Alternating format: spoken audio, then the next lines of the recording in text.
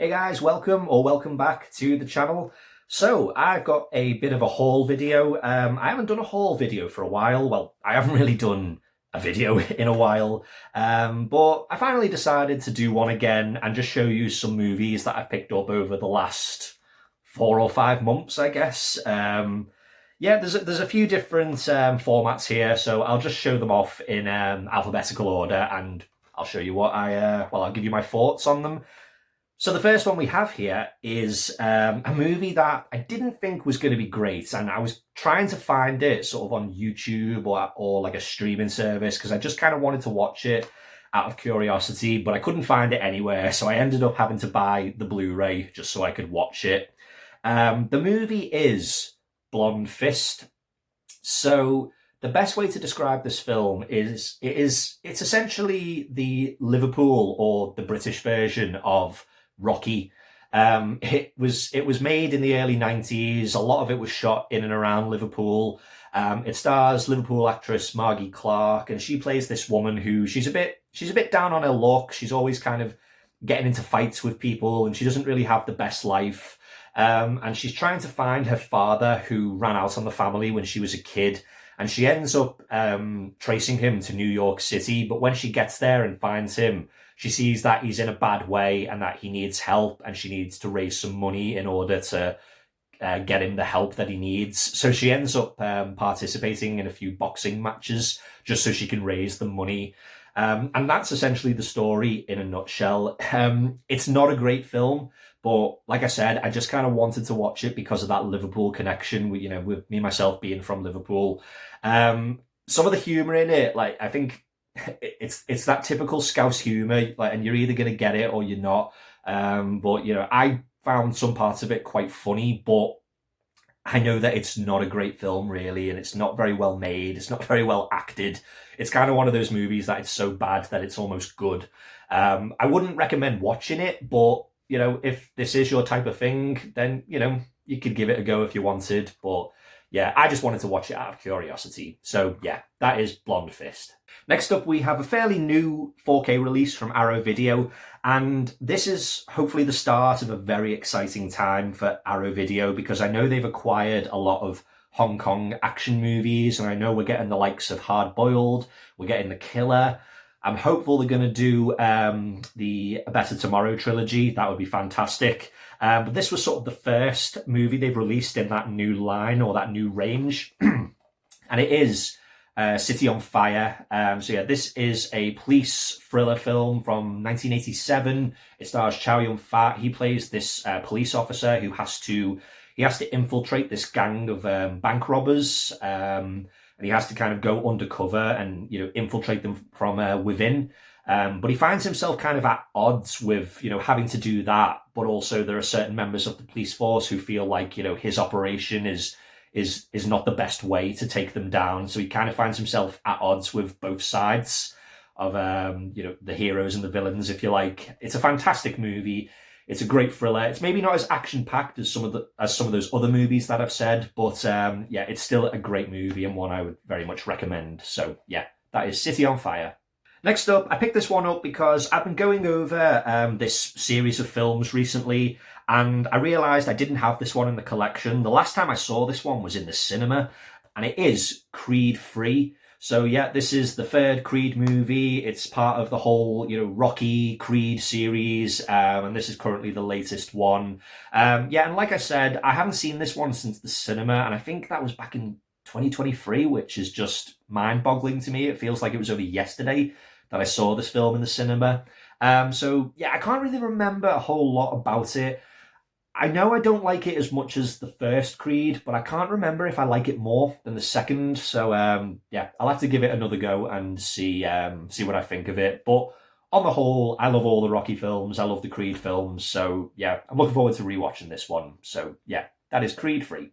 Next up, we have a fairly new release from 88 Films. This is part of their Jackie Chan 4K range, where they seem to be releasing a lot more Jackie Chan films on 4K. And this one is Dragon Lord. So yeah, this has come in a really nice edition. It's one of those website exclusive sort of slipcover editions where you've got I think this is like the Japanese poster on the front, and on the back you've got, I think this might be an American artwork, judging by sort of the English language on it. And then you've got the newly commissioned artwork by Sean Longmore, which is just, fantastic. Looks absolutely amazing. Yeah, and it's a lovely box set. The film itself is a lot of fun. I wouldn't say it's one of Jackie Chan's strongest films, but it is pretty fun. It maybe leans a bit more into the comedy instead of the action, which is probably what most of us want from a Jackie Chan film. But it's still got some great moments in it. It's got a great fight scene at the end. It's got some fairly amusing moments with his character kind of being mischievous, chasing girls, and just getting into daft shit, basically. But yeah, it's a fun movie, and it's a very nice release from 88 Films. So yeah, that is Dragon Lord. Next up, we have a DVD, and this is a Chuck Norris film from the early 90s. Been trying to track this one down for a while, as I've been trying to watch a lot more of Chuck Norris's more sort of underrated or more unknown films. So the movie is The Hitman. So like I said, this came out in 1991. It's directed by his brother, Aaron Norris. And in this one, Chuck Norris plays this guy who's sort of, he's betrayed by his partner, played by Michael Parks, and he's left for dead. And he ends up coming back, and he becomes this like hitman for the Seattle mob, crime family in Seattle. But ultimately he is wanting to get revenge against his former partner who left him for dead. I thought this was a really good film, really underrated, very gritty, very sort of no nonsense, and it's got some great action scenes in it. Considering it has that sort of straight to video, straight to DVD kind of feel, but it's still a really enjoyable film, and yeah, probably one of Chuck Norris's more underrated entries in his filmography. So yeah, that is The Hitman.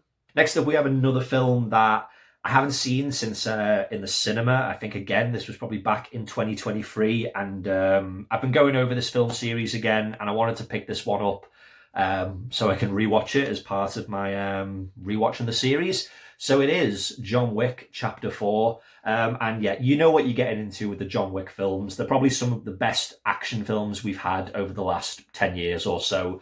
And I remember this one being just an absolute blast from start to finish. It's quite a long film. It's near 3 hours long, but I would say about 80% of this movie is action. It's just action from beginning to end almost. And yeah, I just remember having an absolute blast with it. So I can't wait to rewatch it. So yeah, that is John Wick Chapter 4 on 4K. Next up, we have a DVD box set. And this is for a director who I have loved some of his films for years, but for some reason I'd just never seen any of his other films, and I wanted to put that right. So the DVD box set is the Mel Brooks collection. So this is a collection of 7 films. We've got Young Frankenstein, which I do already own on Blu-ray, but I bought it more for the other films. So as well as Young Frankenstein, you've got History of the World Part 1, High Anxiety, The 12 Chairs, Life Stinks, To Be or Not to Be, and Silent Movie. And yeah, I had a good time with pretty much all of these films. Like I said, I'd already seen Young Frankenstein, I already owned it on Blu-ray, great movie. But I would say out of the rest of them, High Anxiety was probably the one I enjoyed the most. That one is a bit of a spoof on the movie Vertigo, directed by Alfred Hitchcock. To Be or Not to Be was also a really good film. That one is not directed by Mel Brooks, but he starred in it. And it's actually a remake of another film. I think it's from the 1940s. Silent Movie was also really good. History of the World Part 1 was probably one of the weaker ones for me, but still enjoyable. The 12 Chairs, that's a very early movie in Mel Brooks' career, and it's probably more of a drama, I'd say, than a comedy, but it was still not bad. And then Life Stinks, which is one of his later films that was released in 1991. I enjoyed that one as well, although it probably wasn't as strong as some of the others. But yeah, overall, a really, really good collection of films. And yeah, I can say now that I've seen all of Mel Brooks's movies, because I always loved, the likes of Spaceballs, Young Frankenstein, Blazing Saddles, even Dracula Dead and Loving It, which I know a lot of people don't like, but I really enjoy it. But yeah, great comedy films here. So yeah, that is the Mel Brooks collection on DVD. Next up, we have another DVD here. And over the last couple of years, I've become a huge fan of the show The Royal Family. which is a British TV show for anyone outside the UK who may not know what that is. It stars an actor called Ricky Tomlinson, and after watching the show numerous times, I wanted to watch a few more things with him in, and I ended up. I actually remember this film from a long, long time ago. I always remember the DVD cover, the VHS cover, but I never really knew what it was. And it is Mike Bassett, England manager. So this is essentially like a mockumentary type film where Ricky Tomlinson plays this football manager. He is the manager of the team Norwich City, but he ends up getting offered the job as England football manager, even though he doesn't really have the experience to do it. But he still gets hired anyway, and just funny stuff ensues after that. It's a really funny film, and if you like your sort of football, you like British comedy, the two just go really well in this film. And yeah, I just had an absolute blast with this, and I thought parts of it were just hilarious. So yeah, that is Mike Bassett, England manager. Next up, we have another 4K release from Arrow Video, and similar to the movie City on Fire, this is another one in their range of Hong Kong action thriller films, and this is a movie that has been crying out for a 4K release. Well, it's been crying out for a Blu-ray release, to be honest. And it is the movie Peking Opera Blues, I should say. So yeah, this is set in the early 1900s in Beijing. It stars, it's about these three women from different backgrounds who end up joining forces to take down this this political figure who is trying to sort of overthrow the Chinese government. And yeah, that's basically the plot in a nutshell. It's a really good movie. It's considered a classic amongst those Hong Kong action thriller films from the 80s, and it was one that I'd never seen before because it was just so hard to come by. But I'm so glad it's finally got a release and I was finally able to watch it, and yeah, it's a really enjoyable film. So yeah, that is Peking Opera Blues. Next up, we have a new film that has literally just come out on 4K this week. This is a film that I missed in the cinema, but I've been wanting to watch it since it came out, and it is Predator Badlands. So yeah, I'm a huge fan of the original Predator film. The rest of the sequels, maybe with the exception of the second one, they've never really been up to scratch for me. But I had heard really good things about this one. And yeah, I thought it was pretty decent. It's a very different take on the Predator series. This one actually is from the point of view of a particular Predator character by the name, I think he's called Dex or Dax. And the story is he has to travel to this planet to hunt for this trophy, kind of in order to prove that he is a worthy hunter to his father. But when he gets to this planet, he finds himself, there are other people there who are kind of getting in his way. And he ends up having to join forces with this android character played by Elle Fanning. And they end up having to team up to take down the villains who are on this planet. And yeah, like I said, I thought it was a pretty good film, very enjoyable, pretty short runtime, so it kind of runs along smoothly. I would say it's maybe a little bit generic. It's a little bit bland in places and a little bit predictable. And it's a very sort of watered down Predator movie. You can see here it's got the 12 rating in the UK, which is obviously a fairly low rating for a Predator movie when they're normally quite violent and quite gory. This one's maybe not much so. But yeah, it's a decent film. Not one of my favourites in the series, but I had a good time with it nonetheless. So yeah, that is Predator Badlands. So I mentioned earlier that I picked up Creed 3 because I've been rewatching the Rocky films. Well, I've actually just finally decided to pick up the Rocky films on 4K.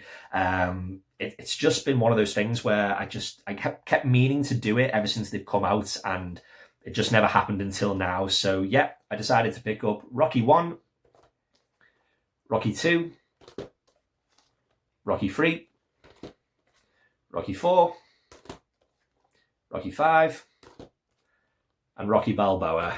Yeah, I'm a huge fan of all of these movies. I grew up on the Rocky series, and yeah, I love all of them. The first one is obviously the best, and no question, but 2 is a very, very worthy sequel, and it's probably a sequel I always kind of underrated a little bit. I never really held it that high in comparison to some of the others, but after a rewatch, I'd say it is probably one of the better ones. Very similar to Rocky 1, but Not as good, but it definitely has the better fight at the end in comparison to the first one. Then we have Rocky 3, which I know is a fan favourite. It's not really one of my favourites, but I still love it. Don't get me wrong, I still love the movie. I just don't really like it as much as the first two and maybe a couple more of the others. Then we have Rocky 4, which is a very, very much a favourite of mine. It's probably my second favourite Rocky movie. I love the cheesiness of it, the 80s feel, the soundtrack, Dolph Lundgren playing the villain. I just love everything about it. I just think it's such a fun movie. So yeah, other than the first one, this is my favourite Rocky film. And then we have Rocky 5, which I know a lot of people don't really like this one. It is definitely the weakest of the series, like no doubt. But the way some people go on about this film, you'd think it's one of the worst movies ever made, but it's really not. It's just not as good as the rest of them. The story maybe isn't the best. The villain isn't really all that great. But I still think it's a decent sequel. Like I said, it is the worst, but that doesn't mean to say it's a bad film. And then we have Rocky Balboa, which I remember seeing this one in the cinema back in 2006, and I really enjoy this film. I do feel like Stallone made it just because he wanted to end the series a different way from Rocky 5, and I kind of feel like that's the reason he made it more than anything else. The story is a little bit implausible, I'm not going to lie, but it's still a really, really enjoyable film. It kind of goes back to the original, the sort of the style and the feel of it, and yeah, it's a great film. So yeah, really glad to finally have them on 4K. So yeah, that is Rocky 1 to 6. Next up, we have Scream 3 on 4K. And yeah, this is another one that I've just been meaning to pick up for a while. I've had the first two Scream films and the fifth one on 4K for a while, but it's just taken me until now to pick this one up on 4K. And I have to admit, I've always had a bit of a soft spot for this film. I know that it's often considered to be the weakest film in the series. I don't think it is. I would give that to two other films in the series. I know this one does lean a bit more into the comedy, and it's not as violent or as gory as the others. I know the producers had their reasons for doing it the way they did back in 99, 2000 when it came out. I know Nev Campbell isn't really in it as much as we probably all would want it to be, but on the whole, I still think it's a really enjoyable film and a pretty decent ending to, you know, that initial trilogy of films. So yeah, it's one I've always thought was a little bit underrated. So yeah, that is Scream 3. And as well as Scream 3, I also picked up Scream 6 on 4K. Again, this was another film I hadn't seen since the cinema, which again, I think it was 2023 when this one came out. I think another reason why I picked it up is obviously because we've got Scream 7 coming out. I think it's out this week pretty much. This one, I didn't really like this one when I saw it in the cinema. On a rewatch, it has improved a little bit, but I still think it's probably the one of the weakest for me. I would say this one and Scream 4 are my least favourites of the series. I think this one is just a bit too long, and I feel like it's just a bit slow in places. I don't think they really utilised the New York location as best that they could. But it does still have some fairly fun moments in it. And, you know, it's not a bad film. It's just not really as good as most of the other films in the series for me. But we'll see how it ranks up next to the seventh one. So, yeah, that is Scream 6 on 4K. Next up, we have a brand new release from 88 Films, and it is the 4K limited edition of Swamp Thing. This is a movie that came out in 1982, I want to say, directed by Wes Craven, and it's his adaptation of the DC comics of the same name, Swamp Thing. I haven't seen this movie in, I want to say 10 years, and I don't really remember a whole lot about it, but I got it just because, you know, I am a fan of Wes Craven. It has got a pretty good cast. You've got Ray Wise in there. You've got Adrian Barbeau. I just kind of wanted to give it a rewatch just to see if, just to see how it holds up, really. Really nice release from 88 Films. Again, this is the website exclusive version that comes with like its own slipcover. With the original artwork on it, and then, you know, you take that off, you get the newly commissioned artwork on it. But yeah, haven't rewatched the movie yet, but I hope to soon. And yeah, like I said, we'll just see how it holds up, and if it's as good as I remember, or if it's as bad as I remember. So yeah, that is Swamp Thing. Next up, we have a movie that I think came out last year, and this is a movie I've been very excited by because, it was apparently a bit of a return to the action films for Jackie Chan, and it is The Shadow's Edge. So this is a movie that stars a much older Jackie Chan. It's about these cyber criminals who they steal, I think it's like billions of money, and the surveillance team sort of investigating decide to go to Jackie Chan's character, who's like this retired surveillance expert, and he's sort of brought in so he can assist in catching the criminals and taking them down. And he ends up having to, whilst he's investigating, he's also mentoring this female agent who's like a younger sort of rookie agent, and he's sort of mentoring her whilst they go off to catch the criminals. There was some great moments in this film, some great action, quite gritty in places. It's a little bit too long, I would say. It's near enough 2.5 hours. I think it probably could have been trimmed a good sort of 20-30 minutes, but still got some great moments in it, some great action scenes, and yeah, definitely a return to form for Jackie Chan. And it's great to see that he can still do it despite being about sort of in his 70s now, and he's still got it. So yeah, it was a really enjoyable film. It is The Shadow's Edge. Next up, we have another DVD here, and this movie is it's kind of a sequel, kind of a remake. Well, I'll show you what it is first. It is The Town That Dreaded Sundown. So this is the 2014 movie, and yet this is kind of a sequel and kind of a remake to the original The Town That Dreaded Sundown. That's a movie that I'm a huge fan of, and I know some people have some issues with that film because it was kind of marketed as a slasher, but it was probably more of a crime thriller type movie. But if you want more of a slasher, I would definitely recommend checking this one out. Like I said, it's kind of a sequel, but it has a sort of a remake kind of vibe to it as well. It's really hard to explain, but the same town that was plagued by the killer in the first movie, there's another killer at large in this one, targeting people in this town. And yeah, I thought this was a really enjoyable film. One of the more underrated ones from, sort of that era where we got like a lot of horror remakes, like the Texas Chainsaw Massacre, The Hills Have Eyes, Amityville Horror, etc. And yeah, I really enjoyed this one. And, if you like the original movie, I would definitely recommend checking out this one as well. So yeah, that is The Town That Dreaded Sundown, the 2014 version. And lastly, we have Wayne's World 2 on 4K. This is the Kino Lorber release, and I got this mainly to go with the first Wayne's World that we got on 4K here by Paramount. And for some reason, they decided Wayne's World 2 got a release by Kino Lorber. Yeah, I'm a huge fan of both movies. I feel like I can't really watch the first one without watching the second one as well in sort of very close succession. I would say the first one is the better film, but this one is still really fun and has some great moments in it. And, Mike Myers and Dana Carvey are just, they work so well together.